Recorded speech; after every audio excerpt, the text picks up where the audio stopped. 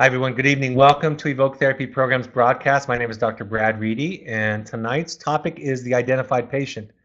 I thought about this recently because I was listening to some old podcasts and listening to some of the things that I was talking about a long time ago. I was looking for some specific ideas and quotes. I've been having lately a very similar discussion with people that are calling, both families that are inquiring about the wilderness therapy program, but maybe even more so for those who have been requiring or inquiring about our intensive program, our family intensive programs. And as I thought about this, I thought this would be a nice webinar to go back to, a nice broadcast to go back to, podcast. And I also noticed that it was the number one most listened to of all time. And I don't know why that is, that people are compelled to this one, with this one, but I added some stuff to it, especially in regard to some of the discussions that I've been having with people, and I'm excited to do it tonight. So let's talk about, first of all, the idea, the model of the identified patient. First of all, there is in our history of mental health treatment a history that's much more rich in treating individuals. I remember graduating with a doctoral degree in marriage and family therapy. I remember 25 years ago uh, having discussions with people about what I thought was progress in the areas of mental health. And the first wilderness program that I worked at before we started ours, there was almost no family work. You had a half an hour phone call with the parent, and that was virtually all they received from the program in terms of work. They came out for a graduation ceremony where they had one session on the last day, and there was nothing else in there. Letter writing was discussed on the phone calls, but with only a half an hour as a wilderness therapist to talk about that, you really couldn't get into much. And so, of course, when we started ours, we added phone calls, mid-program visits. We increased the time that we would talk to parents, and then on and on and on, we added more and more family features. But what I was surprised by, what was still in the 1990s, after having studied family systems work, still how common it was to pull the identified patient out of the system, to treat them, and then to plug them back into the system without really addressing the family system as the identified patient. And I was told that I was young and idealistic and a student. I was actually told by my supervisors not to spend that much more time on families, that they really weren't open to, willing, or capable of change. So our history in mental health, even when I entered the field, was still inclined toward treating individuals. There's an old analogy that I was taught while I was in graduate school early on that says, if a family gets into a car accident, they don't simply treat the one who was driving, they treat everybody. There's a lot of other systems metaphors that we were taught, but it's this idea that yes, they're the one who absolutely earns their place as identified patient, and we try to think about the family system as the focus. I imagine that the resistance for that, for the most part, in the professional field, comes from the fact that many families don't want to be the focus. Many families, it's a lot more comfortable to have an identified patient, somebody to point at. I believe at Evoke, I believe with the people that show up here and the people that engage in the work that we offer to them, I believe those are the exceptions to the rule. And for some of you, might even have a narrative where you started off resistant or confused about why there was so much focus on the family. And that makes sense, because if in your life you have not struggled with the same kind of or similar symptoms as your child, it makes sense. If you're high functioning, successful, if for the most part your relationships outside of the one with your child are healthy and meaningful and enjoyable, it would make sense to you. It would make sense to anybody that why would you be the focus? I had a parent early on ask me the question, Brad, you talk so much about kind of non-blaming the parents, not suggesting to them this simple cause and effect relationship, and yet you spend so much time talking about family issues. Why is that? And I thought that's a fair question. And really because I think of it as a dance, right? It's a dynamic or a cycle. We can punctuate it. That's a family systems idea. We can punctuate it in terms of cause and effect, but that punctuation is somewhat contrived and arbitrary, right? Children come to us with certain characteristics. Those characteristics impact us as parents in certain ways. We respond, and then that impacts the child on and on and on. So the punctuation of the problem, or defining the problem by punctuating it in a certain way, it's arbitrary. But my answer to this father after I thought about it for a week was, you get to be a part of the healing. You get to be a part of a better life with your child. And if you want to contribute to a change, to a different kind of dance and dynamic, that's where the work comes in. And I've come to believe, I'm convinced of this, that one of the things that speaks to or supports or contributes to evokes success long term is the amount of energy that we put into families. And hopefully, we do that without triggering any kind of guilt or shame or ideas of blame. And I'll talk about that again a little bit more tonight. When we think about the identified patient, we think about them as the lightning rod, right? They're the one that is most symptomatic, that gets all the focus. But we also believe that they're serving a function in the system, if nothing else, to draw attention to something that needs change. In essence, it's the child saying to the family, this isn't working for me. I need something else. And yes, they might have a predisposition to addiction. They might have a learning difference. They might have a temperament that is difficult or challenging to anybody for that matter. All of those things can be true. And still, their symptoms, their struggle is suggesting, I need something else or something more. Another piece of it is, if you have a child that's struggling, like your children are, you need more resources. You need more positive input and support, right? If you have a child that's depressed or anxious or addicted or has an eating disorder, whatever it is, you need more than the average parent. And I think the last part of it that I would say is that, going a layer or two deeper, it's just so obvious to me that we all can benefit from more work.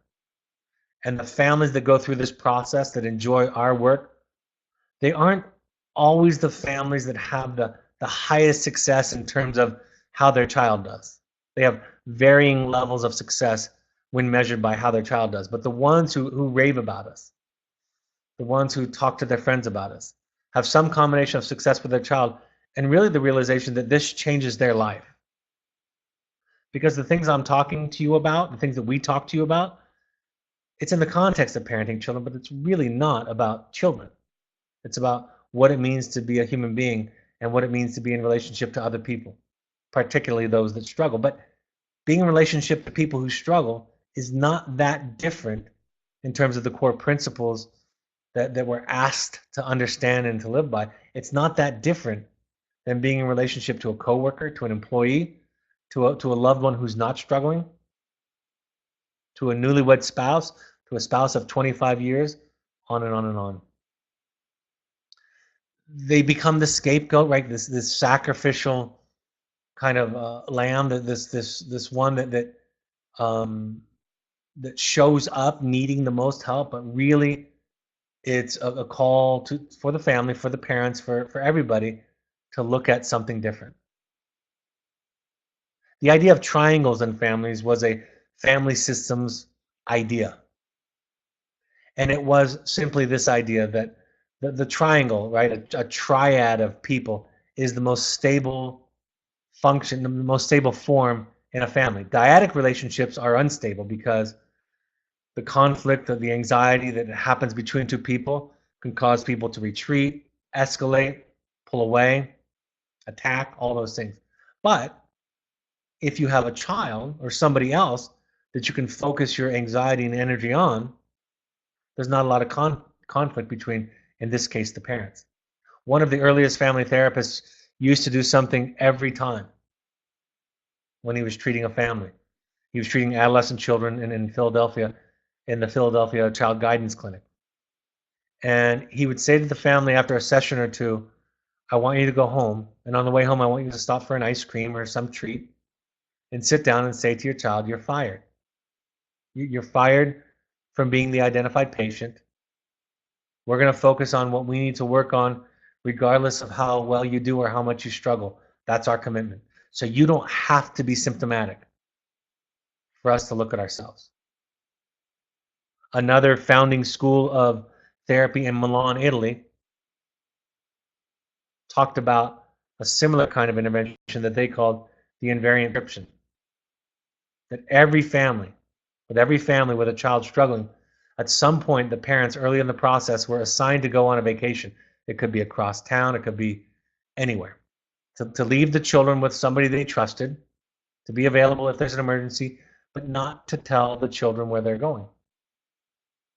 Talk about it being a secret, a healthy secret that was just a privilege to the two parents. And the idea was to realign, to draw a circle around the executive system, the parental system, and to kind of push the child out of it. So early systems theorists started recognizing the function that the identified patient plays in the family and in treatment when they get there. I talk about this idea that really having a child is about transformation. Right? Being in a marriage or a spousal relationship is about transformation. And transformation usually comes from struggling and suffering and difficulty. Right? Our children stretch us if we allow them to. Or conversely, we ask them, we try to coerce them to get small and fit within our bandwidth. They scare us. The idea that I have is that knowing that your child is going to grow up and be okay means in some cases they're going to grow up entirely, uniquely different from anything that you can imagine. I mean, that's the idea, right? We want them to expand. And so to do that, we're going to have to kind of muddle through the difficulties. This is really, really, really hard stuff. It's hard to raise children when everything goes much closer to ideal than what most of us have dealt with, right? And then you add on top of it mental health or addiction issues, and it multiplies. It's exponentially difficulty. We start asking ourselves, are we co-participating? Is there a codependency with the child where I'm asking them to take care of us, where I'm trying to control them, where I see myself through their eyes? I see my worth, my value, my goodness through their eyes. Do I ask them to carry that on for me? Do I avoid seeking and speaking authentically because I want to control them? Do I try to get strategic to try to control them and control outcomes? That starts to set up, right, a dynamic, a relationship dynamic that's confusing, burdensome, painful, scary, uncomfortable, and most of all, it's unspoken. It's not identified. Melanie Klein is a famous developmental psychologist, and she talked about people go through two basic stages in life. The first one she described is the paranoid position. The paranoid position is there's something out there, right? Some other that can get me, can hurt me, can make me unhappy, that threatens me. The second position is what she called the depressed position, which is where I start to consider I might have something in this, right? This might be about me. So in the depressed position, it's called the depressed position because it can, in the early stages, feel defeating, deflated, and depressed, right? Like my happiness is my responsibility. My joy, my serenity is my responsibility. I mean, think about that comment, just that comment. How many messages in our culture, how many of us still fall into the trap of thinking that my children's behavior, that my children are responsible for my serenity? How can I have any kind of serenity if my child is struggling with addiction or mental health issues, right? It doesn't even follow logically that could make sense. And then we end up in treatment with our child, we end up in an Al-Anon meeting, and we learn that our responsibility is that our serenity is our own responsibility. And that old adage of you're only happy as your least happy child is insane. It's not their responsibility for us to be happy. And any loving parent, of course, is going to experience pain, sadness, and some fear when their child struggles. But what we do in this model is we go take care of those difficult emotions somewhere else with a therapist, with a sponsor, with a support group, listening to podcasts, reading books, doing what we have to do so that when we come back and engage the child in a conversation or an interaction, we're there for the child instead of asking, expecting unconsciously the child to be there for us. When the family pulls when the identified patient pulls the family into treatment, right, there's this transformation, hopefully, that the focus spreads far and wide. And again, it's most effectively done when there's not simple blame and shame. One of my difficulties, frustrations with some parenting education is that it is very blaming. It tells you if you follow this recipe, then everything will turn out fine. The problem with that model is it turns the children into objects. They don't have choice. They don't have a self in this equation, right? And it layers on top of the parents a kind of simplistic blame where the child is only a direct outcome of my behavior, and there's something more in it, right? Systems theory says that the fundamental premise of systems theory is the whole is greater than the sum of its parts. 1 + 1 isn't 2. 1 + 1 is 3. It's something else. So this is the kind of transformation that can occur. And again, you can pull away from your child a little bit, start to work on yourself, which is the foundation of intimacy and connection anyway. You listen to these broadcasts, you do the work that we ask you to do, hopefully again in a very loving, compassionate way, understanding that you come to this with your own wounds, with your own shame. And hopefully, just hopefully, things open up a little bit for you. And you can look at yourself, because the people that are responding to you, like me, like our therapist, are looking at you through compassionate eyes, understanding eyes, instead of judgment and blame. We try to shift the family, right? We ask for some differences. We ask for some differences in rules and in roles, not suggesting that it's going to be the cure, but suggesting that a shift will make a change. And that restructuring family systems is its own reward. You know the old adage of virtue is its own reward? Being a healthier parent is being a healthier mother, father, husband, wife, friend, employee, employer. Healthy parenting is its own reward. The outcome of healthy parenting is not well-behaved children. The outcome of healthy parenting is peace and serenity and confidence and courage. That's the outcome of healthy parenting, is a happier, more meaningful, deeper, richer life. I was co-presenting years ago on intervention, right? I had an interventionist that was with me, and I think most people would think that the outcome of intervention is getting the loved one into treatment. And that is one of the hopes. But one thing I found fascinating as we developed our presentation together is the goal of intervention is shifting the family dynamics so that they more adequately support the person getting into treatment in an authentic, healthy way, and they don't support the continued struggle, addiction, whatever it is. So you're really looking for a family shift. The specific intervention itself and the goal to get somebody into treatment is a part of the bigger picture, but it's not all of it.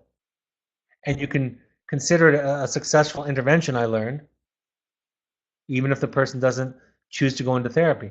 And you maintain those changes and those shifts. And in many cases, the decision for that person to go into therapy happens sometime after the intervention. It takes a lot of pressure, too, off of everybody. It creates a tone in the intervention that isn't full of control and anxiety. I think what happens in treatment is the scapegoat becomes the hero. I have dozens, if not hundreds, if not thousands of stories of people telling me that their child, the most symptomatic one in the family, was the one that got them into this work, but they're thankful for it. And that's hard. Some people tell me it happens all the time, happened in the last week. If I tell this story too early, people say I'm insane and it's too early. And they're probably right. But for many of my clients over the more than 2 decades, they become grateful that their dreams did not work out the way they had planned. And that what they ended up with was something far richer than anything they probably would have found or been required to find if their child didn't struggle.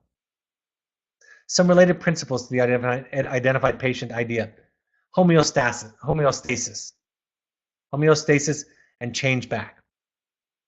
Homeostasis is a systemic term from general sys theory that family therapists use to say if somebody makes a healthy change, the system is going to unconsciously, sometimes consciously, try to get that person to change back. When you set a healthy boundary with your children, nobody's going to applaud unless you have really enlightened children. And that's pretty exceptional.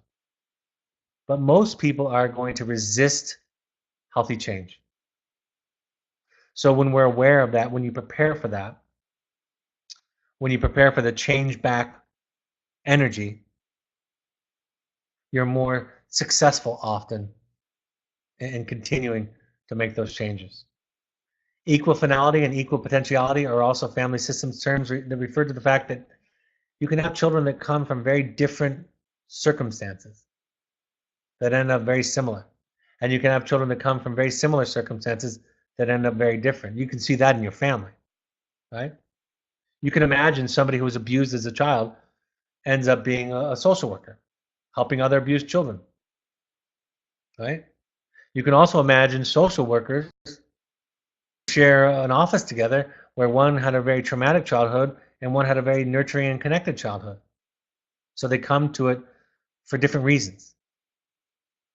Again, systems doesn't focus on the blame, the starting point, as much as it says, here's the dance, here's the dynamic that has evolved, that has grown, that is set over time.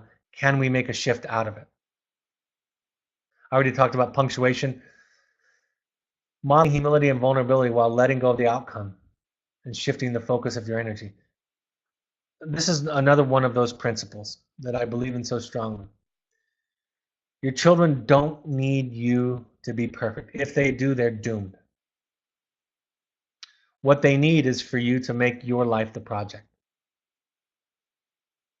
The minute you take ownership of your serenity, your happiness, how well you sleep at night, that's part of what you've done by sending your child to our program. The minute you shift your focus from you and away from them, it changes resistance, defensiveness. It opens things up. It models vulnerability. The best way to encourage vulnerability in somebody else is to model it. For years, I would have group members say, I don't feel safe to share in this group. And I would teach them the way that you get safety is you take off the armor first. And that's scary because you could get hurt. And I can't guarantee that somebody won't say something judgmental or unkind. But it's so hard for anybody, parents included, to refocus on them, especially when the identified patient is so good at playing the role of the identified patient. But it's what works. That's what I know. It's what works. We know it in the research. We know it because of what we've seen in our experience. I know it because I've been doing it for a couple of decades, and when it goes that direction, everything in the family shifts. The pressure's off the child. And then it's not about who's right, who's wrong. It's not about a zero-sum game. It's about everybody looking at themselves. Learning to say you're sorry, learning to be wrong, learning to lose. A 10th step, right? The 10th step of the 12 steps is taking a daily moral inventory. How much better would families be? Would partners be? Would spouses be if everybody was practicing the 10th step as a ritual and also as an idea of becoming accountable and saying sorry and making an amends for the things that I've done. And embarking on your own journey. You know, the idea of the hero's journey, as taught by Joseph Campbell, part of where I got the title from my book, was that the hero, when asked to depart from the known, from what was comfortable, usually resists the call initially. And then sometimes we have to be shoved into our new reality, right? Somebody gets sick, somebody loses a job, a child struggles, and then we're willing to do things, take steps, walk into rooms that we weren't willing to walk into before. And I'll say to you from the professional perspective, I wish I could show you all the professionals in the field that we work with and show you how many of them are afraid to do their own work. It's predominant. And they tell themselves they're not struggling, right? Things are going okay, and their child are doing well enough. But when you see a professional, when you meet somebody who's done some work, who's done their own work, who does their own work, it feels very, very, very different. We, of course, want to make the family the identified patient and intervene on the entire system. Organizing boundaries, right? Trying to get clear, starting with, like I said, starting with you discovering to some degree your own wounds, your own history, your own blind spots, right? Self, developing a more whole self, a more authentic self, is the first step in recognizing boundaries. Being able to set a boundary. Giving the family a chance to heal as a whole, like the car accident analogy. Allowing and giving each person to have a voice, right? See, healthy family systems are connected, but not connected in such a way that there has to be consensus. They're connected in a way that still allows for individual differences. I did something a couple of years ago. My wife does most of the shopping around the holidays for the kids. It's kind of a joke around our house, and I know I'm not the only one because I've seen lots of other jokes about it in our culture. And so I decided one year I wasn't going to buy the biggest present, but I was going to buy each one of the children something that was related to them that was different from me, right? Something that would symbolically show them that I saw them. So all of the presents were given away on Christmas morning. Celebrate Christmas in our house, and it was my turn. Nobody knew about this, not even my wife. And I said, "Hey, I bought you all," and I just started bursting into tears because I thought about my own childhood and about not being seen by my own parents. So I gave one of my children a book on astrology and crystals and new age ideas. And I went down the line and gave them each something different. So that was symbolically my attempt to try to honor the difference, to hear their voice through the way I responded by my little gift. If done properly, the identified patient will understand that they are loved, even prior to knowing how to love themselves. And remember, when I talk about love, I talk about it not as affection or warmth, but as capacity. And there's always hope. There's always hope. What I wanted to add for emphasis tonight compared to previous years when I've done this broadcast, I wanted to add the idea of an entry point. When I talk to families that call me about a family intensive, what I say to them is, we're going to start with you. You know, you'll get on the proverbial hot seat first. You want to start with the most resourceful member of the family, right? The most capable, one with the strongest ego in the family, the healthiest ego.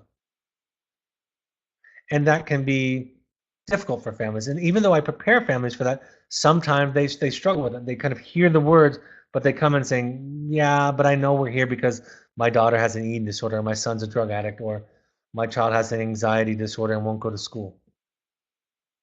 But if you allow it to go the other direction, like I said just Monday night during the broadcast, what I love about the family work, when families dive into it, the kids almost always come reluctantly. But by the end, they say, I feel like I was given a voice, that I had an advocate. And the parents walk away with increased hope. But where that hope comes from is the realization that they have a different project than they thought they had before they came to the intensive. And that now they have a project that they can control, which is them, their lives, their healing, their work. That's what creates anxiety and depression in us so often, is we're trying to control things that are outside of our control and paying little to no attention to the things that we can control. That's why the serenity prayer is said at the end of most every 12-step meeting. God, grant me the serenity to accept the things I cannot change, the courage to change the things I can, and I'm so forgetful, give me the wisdom to know the difference. So we find our way in through the parents. Sometimes I've had families where the identified patient is the most resourceful one, the most willing to jump into their work because they've had some treatment. They've sat in circles before where they've been asked, invited to look at, to be vulnerable. And so they're more willing to do it, modeling for the parents. When I talk about honoring the defense, what I'm saying is the defense is doing important work. The symptom is doing important work. And most of us, most natural impulses for most people, including therapists, is I'm going to get rid of the defense. Let's make this symptom go away, because the symptom is dangerous in and of itself. It's damaging in and of itself. But if I can pay a little bit of attention to listening to it before I try to get rid of it, I also get access to the wisdom, to the message it's trying to tell all of us. And there is great wisdom in the defense. Mental health and mental illness. Mental illness is basically this, right? There's a symptom that has a certain theme or pattern of behavior. We call that theme and pattern a diagnosis, right? So the symptom fits into a category, tells a bigger picture and says, this is a borderline personality disorder. This is an addict. This is an anxiety disorder. This is a depression, right? But going backwards, the symptom just serves to cover up the wound, right? To distract, to protect, to numb, to get out of the feeling of whatever the wound is, the hurt, that is either one specific big T trauma or somewhere in the middle or small T trauma. And that feels better than feeling the wound. The symptom, even though it causes problem, feels better. So that's mental illness. So when somebody says to me, my wife is a borderline, my husband's a narcissist, do you see that? My response is, I see the pattern of behavior, yeah, but that's not what these eyes see. I don't see the diagnosis. That's just a shorthand for me to communicate to other professionals. But what I see is somebody who's scared. I see a child who wasn't seen. I see a child that came from a system that didn't have healthy or safe attachments, or somebody that was traumatized, right? And I try to find that person. And when I find that person and they feel seen, they can start to heal in that safe place. Reducing children to objects or symptoms, right? It's so easy to do. And the symptoms actually win. When I was working, I did some part-time work for an eating disorder clinic many years ago. I've come in as a guest speaker. One of the things I learned was that the anorexic girls, this was a female program, that the anorexic girls, that they would wear extra clothing. And I was curious about that, because I would imagine they would try to make themselves look thinner. I thought that's what the body dysmorphia and the disease was doing. But what they would say is a couple of things. They wanted to hide how skinny they were because they knew the doctors were gonna, the therapists were, the parents were gonna give them negative attention. But secondly, another reason was if they wore bigger, baggier clothes and people thought they were heavy, which was their greatest fear, then they could blame it on the clothes. But most importantly, what I learned was if you're talking about weight, the symptom wins. If you're talking about the defense or the symptom, it's winning, right? Because you're not talking about the wound. You're not talking about the hurt, the sadness, the pain. So if we pay attention to the symptoms, it's serving its purpose. Right? When I go out to an adolescent boys group and I see a whole bunch of insecure boys being inappropriate in their language and their joke telling, I realize these are scared boys. And this is what scared boys do in our culture. And if I forget that they're scared boys, if I pay too much attention to the symptom, if I believe it, the story that it's trying to tell me, it wins. Learning to be right, learning to be wrong, excuse me, and the danger of trying to be a good parent. I talk about this idea of the danger of trying to be a good parent or a good spouse, is that the problem with that is that everything then becomes in service of me being seen as good. Right? If I need to be a quote unquote good parent, then when you get mad at me, that's going to be a threat. If you tell me that I did something to hurt you, I'm going to have a hard time integrating that, hearing that, sitting with that. Same with all relationships. So the idea, like Jung said, like Carl Jung said, it's when he said, I would rather be whole than good. Or my friend, when he met some missionaries and they said, do you want to learn how to be happy? And he said, I want to learn how to feel all of my feelings. And that we can accept our warts, right? And my experience is the only way we develop an acceptance for those parts of us is by being around somebody who accepts those and sees those. Not by somebody who gets anxious or judges it. Listening, saying you're sorry, showing up as a self, and connecting to your child, right? That's the task. The boundaries are a little bit easier if we can do that stuff. The boundaries are not the solution. The boundaries come out of this place of self, of authenticity. This is a quote from Jamie Gill, my therapist who's also written about 15 books. She says, it's important to recognize the defense is doing important psychological work, or the energy required to maintain it would not make sense. Ripping away defenses does not improve the situation. Taking them away before the person is able to tolerate what the defense is masked leaves the person worse off than before. At least before, with the defense, he or she could function. Now he or she is incapable. Both cruel people and inadequate therapists are famous for a desire to destroy defenses without considering the consequences. How amazing is that? And again, one of the responses that I get from therapists that I'm training is, but Brad, we're kind of paid, hired to kind of fix the problem, the symptoms. And I've said to them over the years, this is how you do it.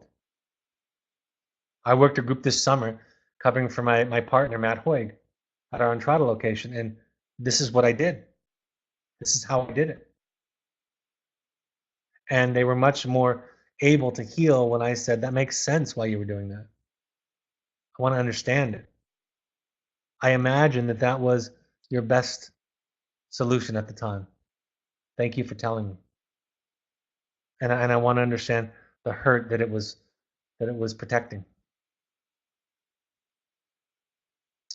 Motivational Interviewing is a fantastic research-based book that talks about overall honoring defenses. Your purpose is to understand the life before you, to see the world through this person's eyes rather than superimposing your own vision. Accurate empathy, they say, an active interest in an effort to understand the other's internal perspective, to see the world through his or her eyes. We don't mean sympathy, a feeling of pity for or camaraderie with the person. neither do we mean identification, as in, I've been there and I know what you're experiencing. Let me tell you my story. Those may not be present, but empathy is an ability to understand another's frame of reference and the conviction that it is worthwhile to do so. Rogers and his students describe well the therapeutic skill of accurate empathy. It is to sense the client's inner world of private personal meanings as if it were your own, but without ever losing the quality as if. The opposite of empathy is the imposition of one's own perspective, perhaps with the assumption that the other views are irrelevant or misguided. It's so easy to do as a parent. And here's my version of what motivational interviewing and Carl Rogers was saying. To understand and truly hear someone, sometimes you have to lose your mind. Right? So you've got to get so outside of yourself to sit with, see, and hear somebody. The best thing you can do is volunteer to be an identified patient yourself. Tell your child what you're working on. Tell them what you're learning. Tell them you recognize that you have some stuff to look at, to focus on, and that you're going to shift your focus from making them the project to making you the project. I want to be very clear about that. That doesn't mean we don't intervene. Don't hear that. People who do this intervene authentically, courageously, assertively. Taking away the blame language, right? Just talking about your stuff for the sake of your stuff. The gifts that come to us through this process. It shifts from gifts away from resentment toward our child for taking us off the life we had planned to the gift that it can give us. If we don't pay attention, if we don't honor the life that we have, we'll never have the wisdom that it's trying to offer us. Taking ownership of your feelings in your life, it doesn't work, folks, to tell your children how upset you are, worried you are, concerned you are. That's how we were parented, but it's really not the thing. It's not a child's responsibility to show up a certain way so their parent feels better. You can obviously think about ways that would be harmful. And even in your own life as a child of your parents, what if it was your job to make your parents happy, to choose the life that they wanted, to choose the career, to choose the spouse, right? You know that that's damaging. We spend a lot of our adult lives trying to pay less and less attention to what people think of us. And it doesn't make us hedonists or insensitive. It comes with a greater capacity for compassion and empathy and love for other people. Making your serenity and your esteem your project, not your child's. Discovering the treasure and the wisdom this journey has to offer. You know, the goal I always say with parenting is I want to be the first call if my child is in a crisis. I want to be the first call in the sense that I don't want them to think that they're going to get a spoken or unspoken "I told you so," or that my response is going to be right, a big gasp of anxiety. If I respond with the gasp of anxiety, I automatically I become somebody that's not safe, somebody that has to be taken care of. So I go to my meetings, to my therapy, to my support group. I read my books so that when my child shows up in pain, struggling, even if it's self-inflicted, I can remain curious, connected, compassionate, with the mindset of what can I do to help? If you're not that person, if you're going to respond with anxiety, frustration, anger, disappointment, they're going to call somebody else, right? That's part of what attracts them to that peer group that we don't like, that they have, is that in many ways it comes without judgment. And then developing gratitude, moving from having them be the scapegoat to the hero in the family. All right, I'm going to go over our upcoming events. So send in any questions now that you have. And then when I get to the end of my slides, I'll take the live questions. We ask all parents to go to 6 12-step support groups while their child is with us. So I have listed here Al-Anon, CODA, Families Anonymous, Alateen is for teenagers. Adult Children of Alcoholics is also adultchildren.org. So you can go to that. Just look at what it feels like. Look at what it feels like. Look what you're asking. If nothing else, look what it feels like to ask your child to walk into a circle of people and tell a little bit of their truth.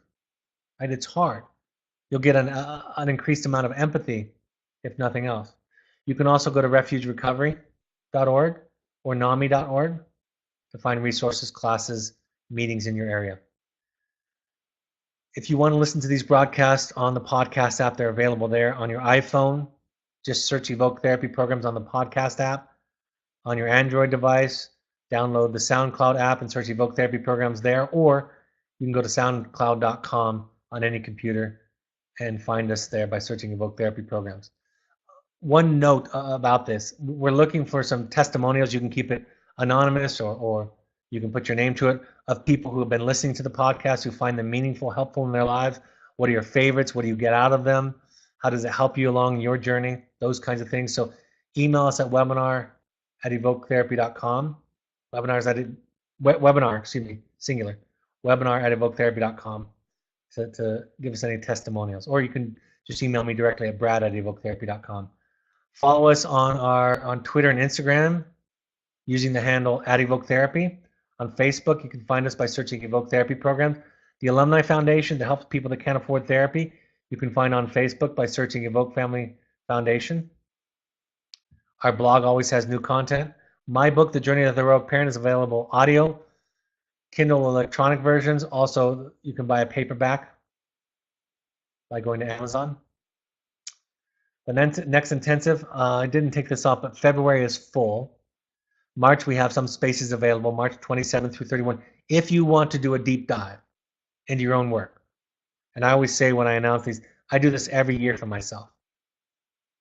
If you want to do a deep dive, come to Finding You. 6 or 7 other adults, looking at yourself, looking at your history, figuring out how that shows up in your day-to-day life in relationships with your child, with your spouses, with others.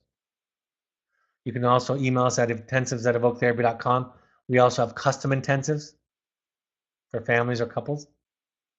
Parent support groups coming up. Monday, February 11th, you will love and enjoy Birgit Show, who is running our parent support group in New York this month. I will be in Southern California on Sunday the 24th. That's the day of the Academy Awards, so we moved it up a little earlier so you can get home and watch those if you want to. Excuse me.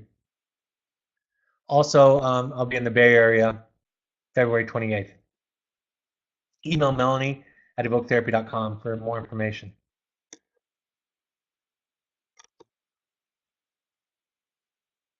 We ask all current families to come to a workshop, multifamily, experiential, psychoeducational, get to meet the staff, have some of the experience.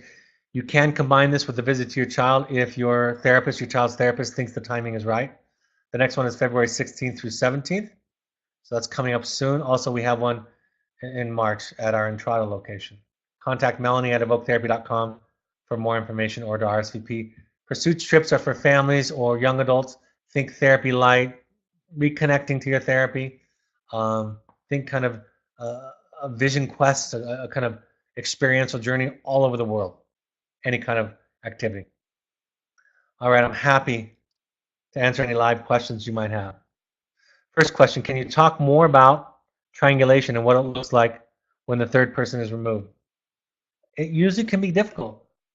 It can be challenging, right? If the child is removed, people often report that the conflict, while focused on the child, may have had a lot to do with the differences in parenting. So if I have to deal with you, I'll use an example about this. It's a lot easier, not easy, but it's a lot easier to go to my therapist and talk about everybody in my life. The hardest person to talk about in my therapy session is my therapist. To tell her I felt hurt last week, or I felt angry last week, right? So the minute I take other people out of the equation, I start to work on the relationship. I have to deal with, confront, take the risk of showing up authentically and communicating about my feelings as they relate to the other person. That's very difficult to do. Think about friendships that are built on common enemies, right? Complaining about, gossiping about somebody else. But if you had to talk to the other person, about your feelings toward the other person, think about how much more difficult, risky, challenging that would be. So that's the essence of triangulation, is somebody else is brought into the relationship so that the anxiety and conflict can be focused at that person, so that the individuals in the dyad don't have to deal with each other.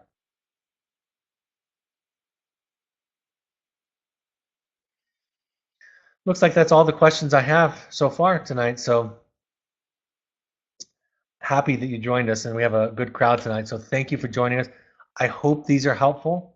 Like I said, email me, brad@evoketherapy.com, if you want to share some of your thoughts, testimonials, ideas, feedback, favorite podcast or webinar. Happy to do that. Share that connection with you. Please do that. Hope these points of contact are helpful. Thank you, on behalf of your children, for joining these and being willing to do your work. I assume that the people that show up here are those that are willing to take the risk and be vulnerable and really model that for your children. You can't do anything more important. We're going to do more and more open forums. So the next open forum, we had so many questions on Monday night. We're going to do these almost every other one now. We'll mix them in. So any question you can send in advance. You can just show up. You can invite family, friends, siblings to these. The next one will be Monday, February 11th, this coming Monday at 7 p.m. Mountain Time. So look forward to that. Thanks for joining us this evening. Have a great weekend, and talk to you next week. Bye-bye.